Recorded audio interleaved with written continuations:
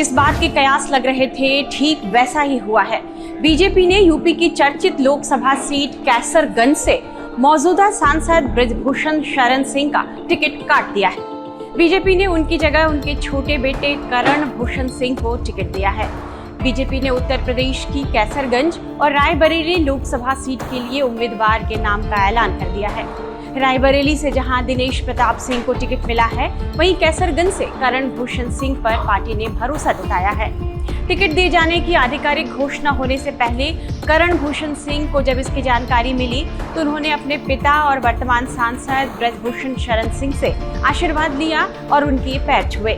आशीर्वाद लेने के दौरान ब्रजभूषण ने अपने समर्थकों से करण भूषण सिंह को प्रत्याशी बनाए जाने की बात बता दी थी और क्षेत्र में प्रचार करने की बात भी कही। करण भूषण सिंह शुक्रवार को अपना नामांकन दाखिल करेंगे। टिकट दिए जाने पर करण भूषण सिंह ने बीजेपी का आभार जताया है। मैं भारतीय जनता पार्टी को बहुत बहुत धन्यवाद करना चाहता हूँ और कैसरगंज की सभी जनता को, सभी पिता तुल्य बुजुर्ग सभी भाई को धन्यवाद। यूपी की चर्चित लोकसभा सीट कैसरगंज पर बीजेपी के उम्मीदवार को लेकर लंबे समय से सस्पेंस बना हुआ था। इस सीट से मौजूदा सांसद और भारतीय कुश्ती संघ के पूर्व अध्यक्ष ब्रजभूषण शरण सिंह चुनाव लड़ना तो चाहते थे, इसलिए वे अपने इलाके में लोगों के बीच चुनाव प्रचार भी जारी रखे हुए थे, लेकिन बीजेपी नेतृत्व पर उन्हें टिकट नहीं देने का दबाव था। दरअसल पिछले साल महिला पहलवानों ने उन पर यौन शोषण करने के गंभीर आरोप लगाए थे। इसी मुद्दे को लेकर महिला पहलवानों ने धरना और प्रदर्शन भी किया था। इस मामले पर पहली बार 18 जनवरी 2023 को रेसलर बजरंग पूनिया, साक्षी मलिक, विनेश फोगाट समेत 30 से ज्यादा पहलवानों ने दिल्ली के जंतर मंतर पर विरोध प्रदर्शन किया था, जिसके बाद देश भर में ब्रजभूषण शरण सिंह के खिलाफ लोगों का गुस्सा फूटा था। महिला पहलवानों ने अपने साथ हुए यौन उत्पीड़न को लेकर दिल्ली पुलिस में इसकी शिकायत भी दर्ज कराई थी। दिल्ली पुलिस ने इस मामले में जून 2023 में ब्रजभूषण के खिलाफ चार्जशीट दायर की थी।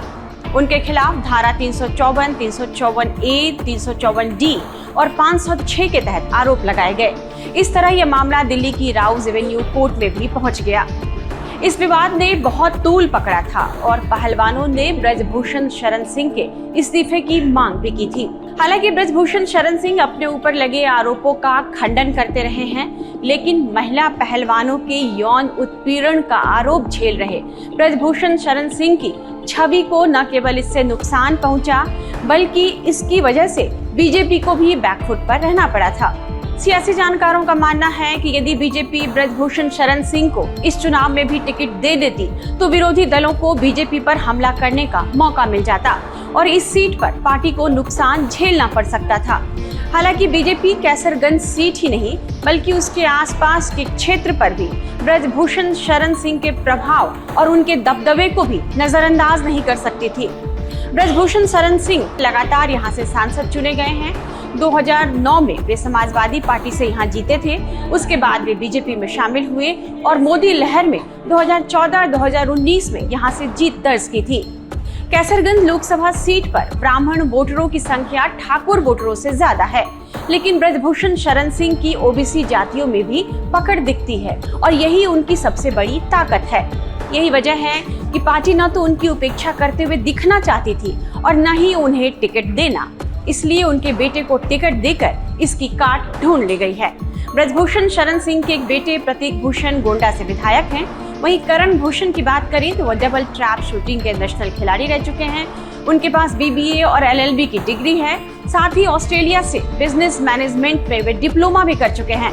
वर्तमान में वह उत्तर प्रदेश कुश्ती संघ के अध्यक्ष भी हैं। करण भूषण सिंह का यह पहला लोकसभा चुनाव होगा, यानी चुनावी डेब्यू होगा।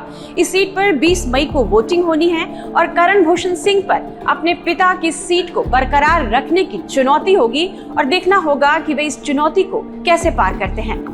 इस वीडियो को लाइक और शेयर कीजिएगा और इस तरह के तमाम वीडियोस के लिए आप बने रहिए टाइम्स नाउ नवभारत के डिजिटल प्लेटफॉर्म के साथ।